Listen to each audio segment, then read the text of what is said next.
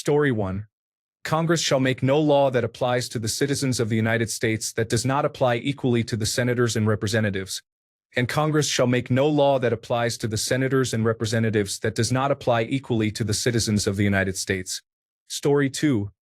End omnibus legislation. Stop hiding unnecessary elements in bills that should not be there, and make the process transparent to the public and the legislators. Story 3. Apply and enforce emoluments clauses for all elected and appointed government officials, and ban accepting any and all gifts from outside people or organizations. All existing businesses or investments must be turned over to blind trusts. No trading stocks because of the risk of inside knowledge. No charging speaking or appearance fees based on a government position. No accepting personal gifts from donors. My father worked for the Food and Drug Administration for 35 years. He could not even accept a cheap lunch or a ride to meetings because they were concerned about not giving the appearance of being influenced by outside companies. Meanwhile, politicians are accepting extravagant gifts from lobbyists and claiming they're not influenced. Story 4. Elected or appointed officials can own only one property, and it must be inside their jurisdiction. That congressperson from Alaska who wants to sell their district out to the oil companies has to actually live there.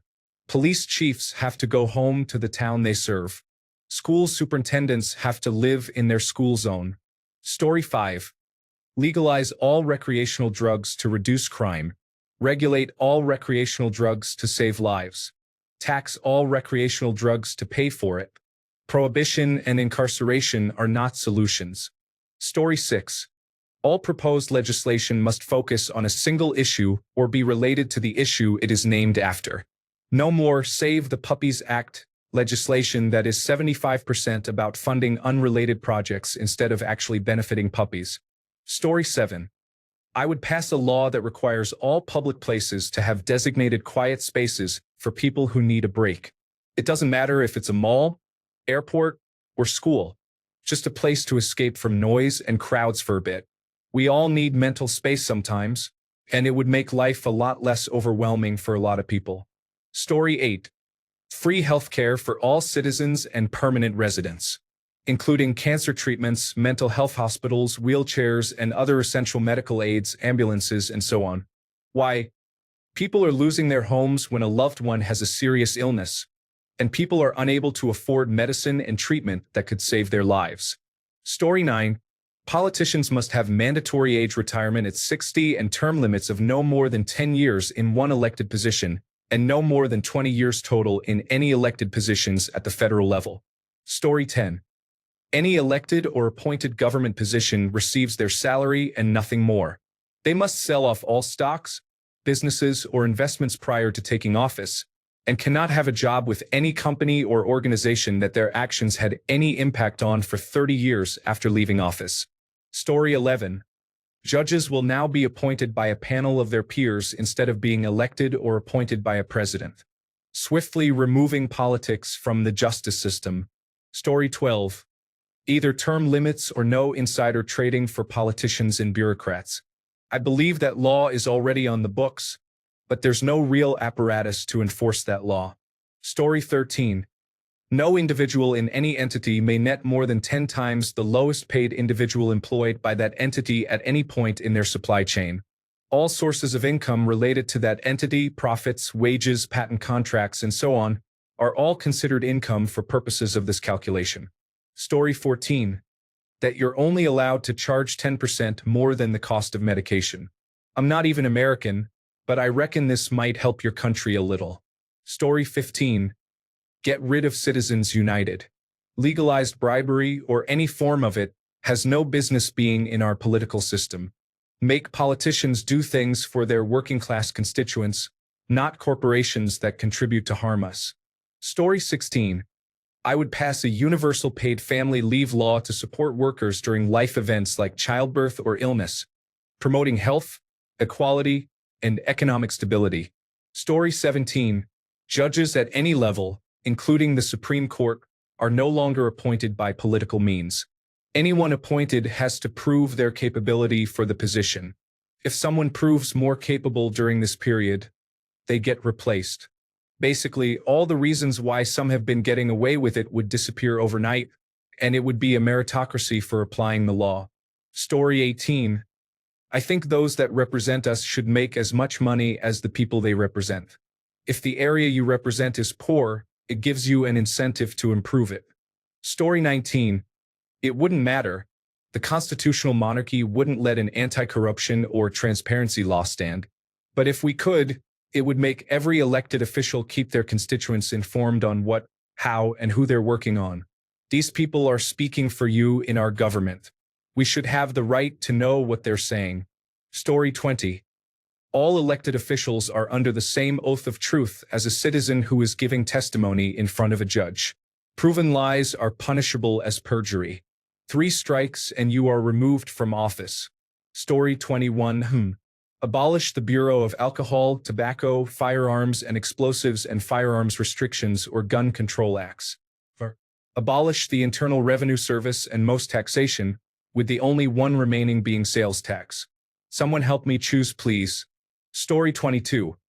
All political appointees have to wear a sash with the logo of any organization or name of an individual who donated more than $10,000 to them in any form. Story 23. No elected official shall receive compensation in any manner beyond the codified wage of the position they were elected to for the duration of their tenure, and for a preceding 10-year period, all compensation shall be subject to review for correlation with their time in public service. Why bribery and greed are the motivation for a majority of current political action and an invitation for corruption in government. Story 24. All elections take place by secret ballot through a single transferable vote, with multi-member constituencies for bodies with multiple people, like a House of Representatives or a municipal council. Each state elects 2 senators by this method, and the result is an instant runoff for a singular position like a judge, president, or governor. This also applies to legislatures choosing speakers, presidents pro tempore, committee chairs, and committee members, to political parties when choosing their chairs or treasurers, to primaries for nominations, to trade unions electing executives and committees, to associations and churches choosing their deacons and secretaries, and companies with 1 vote per share to choose their boards. If a position is uncontested, there is a yes or no vote on whether or not to elect them by secret ballot. That type of reform would be dramatic, being agnostic to parties but still allowing them, and it can be used in just about any circumstance. It would prevent someone from being elected just by acclamation by engineering the election to have no other candidate, as many positions are. It would resolve issues where more than 2 people run for the same position, and proportionally represents the miscellaneous factions that might arise. Gerrymandering is difficult, and the current procedures that govern redistricting would mostly create fair districts even if the procedure is still political and not independent. Ballot access is likely to be available to more parties, and the ballot access rules are not as difficult to meet as most Americans tend to think, especially at the state level. Lobbying and political finance wouldn't be directly resolved, but it would make it much less possible to exploit weaknesses, like adverts sponsored by independent committees in swing states and districts being effective, because so much hinges on narrow margins. Americans also tend to want term limits for legislators, which is a questionable idea, especially given how short many proponents want them to be, like 6 years for the House. In most national legislatures with diversified competition, it would be superfluous, with people who fail to be re-elected being not popular enough to win a seat and those who are re-elected having done something to merit it in a competitive atmosphere. The different branches of government would be drastically changed in effect. A president would always have majority support at the time of their election, with a legitimate basis for nominating people for office, vetoing legislation, and issuing orders. Congress is much less likely to have a majority that will always work against or help a president in everything they want. The filibuster is less likely to be seen as a necessary guard in such an atmosphere. The possibility of Congress overriding a veto, impeaching and convicting a president, or proposing amendments to the Constitution exists, but only with alignment to most voters, not strictly loyal to one party leader. A president is also less likely to align with one party and will have to maintain some degree of being above their party, reducing the power of a party operating as a cult. Story 25. The Legislative Reform Act. No member of the legislature can be exempted from the laws they pass. All senators are term limited to a maximum of 2 6-year terms, and all members of Congress are term limited to a maximum of 3 two-year terms.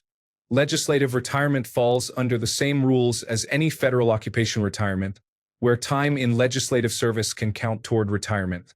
However, all legislative retirement benefits and plans established prior to this act are henceforth null and void.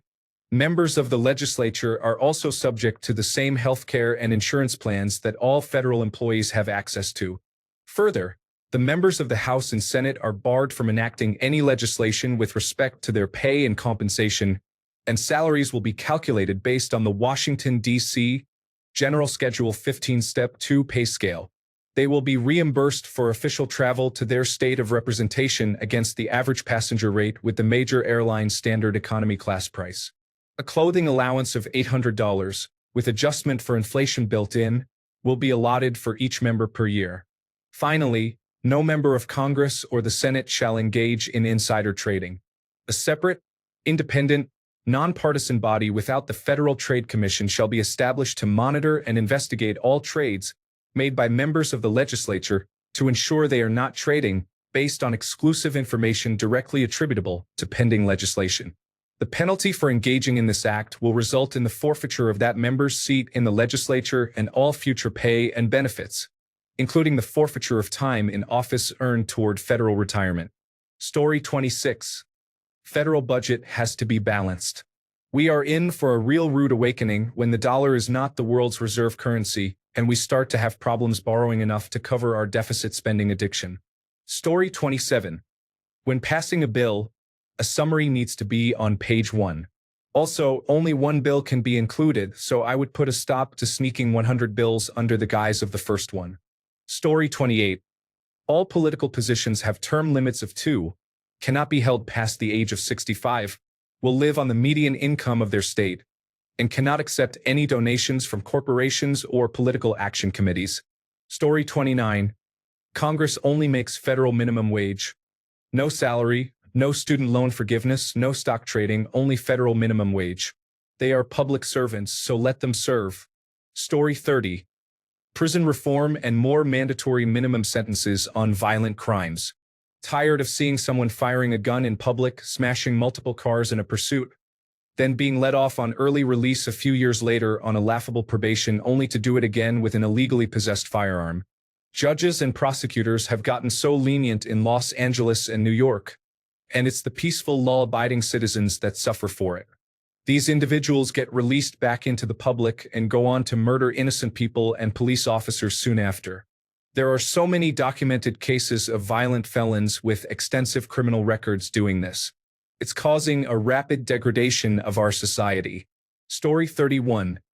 Every year, everyone should get a comprehensive test. We need to know if people are in a decline and only know how to do a job because they are going through the motions that are a daily thing for them. Story 32. That before a declaration of war or sending troops into harm's way, Congress and the executive branch have to send their children under the age of 40 to the front lines first. If you've got the power to send our boys, you should have to send yours first. Story 33. Honestly, limit the terms of Congress and Supreme Court members. Why does a president only have 2 terms? My other thing is to stop letting private corporations buy into the housing market for privatization. They are taking away ownership from homeowners. Story 34. I would impose an updated version of the Federal Communications Commission Fairness Doctrine on all news and media organizations, as well as podcasters and content creators of any kind. In order to avoid complaints about restricting free speech, I would make it more of a rating system involving just 2 categories. Any video, audio recording, or written article dealing with a matter of public concern that is distributed for public consumption shall be categorized as either impartial and objective reporting, or biased or satirical editorial. Videos would get an icon in the lower left with stylized letters, either IO or BS. Podcasts and radio broadcasts would get an audio marker that occurs at the beginning, end, and every 30 seconds or so in between. Written articles would get a specialized symbol at the beginning and end. Between the mid-60s and early 80s, Walter Cronkite was known as the most trusted man in America. Imagine having that again. Story 35. A rudimentary cursus honorum. In ancient Rome, They had this tradition called the cursus honorum, which means course of honors. The idea was that if you wanted to advance in Roman politics, you had to follow this string of jobs and appointments, and by completing those duties adequately, you could then try for better jobs higher up with more responsibilities and prestige. It started as a public official called an aedile, who was basically a public works bureaucrat. Then you could try out to be a censor, which in Rome was what they called treasury officials. This wound its way up the ranks, and if you schmoozed and wheeled and dealt enough, you could possibly get elected consul or receive a governorship of a province. Those came with access to a number of legions, which were yours to command however you liked. In this hypothetical scenario, however, what I would institute would be a requirement that if you want to run for president, you need some prior job experience first. This is not disenfranchising anybody, just ensuring that anyone trying out for the position is going to at least take the job seriously, because they work to get there. How it would work is that to run for president, you need to be at least 35, same as now, but also you need to have done at least one of the following. 1. Have achieved the rank of a 4-star general with distinction or your branch of the military's equivalent. Have served at least 1 term as a state governor. Served at least 2 terms as a U.S. senator. As anybody is free to try out for those positions, you can see that this is not meant to block anyone, just prevent people from hijacking the process.